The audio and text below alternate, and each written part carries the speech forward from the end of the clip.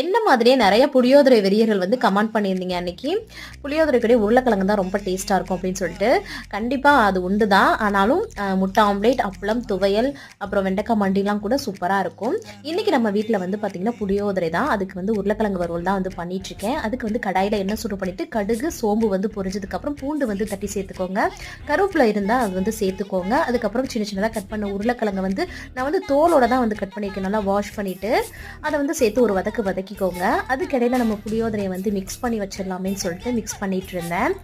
இதுக்கு வந்து பார்த்தீங்கன்னா, நம்ம வந்து மசாலா வந்து உருளைக்கிழங்கு நம்ம வீட்டில் அரைச்ச குழம்பு மிளகாய் தூள் மட்டும்தான் வந்து சேர்ப்போம். அது கூட வந்து உப்பு வந்து சேர்த்துட்டு நல்லா கிளறி ஸ்லோ ஃப்ளேம்லேயே வச்சு குக் பண்ணோம்னா வச்சுக்கோங்க, நம்ம தேவையான அளவுக்கு கிறிஸ்பியாகவும் பண்ணிக்கலாம், இல்லாட்டினா நமக்கு சாஃப்டாக வேணும்னாலும் பண்ணிக்கலாம். செம்ம டேஸ்டியாக வந்து இருக்கும். சாம்பாருக்கு, ரசத்துக்கு எல்லாத்துக்குமே சூப்பராக இருக்கும். ட்ரை பண்ணி பாருங்கள்.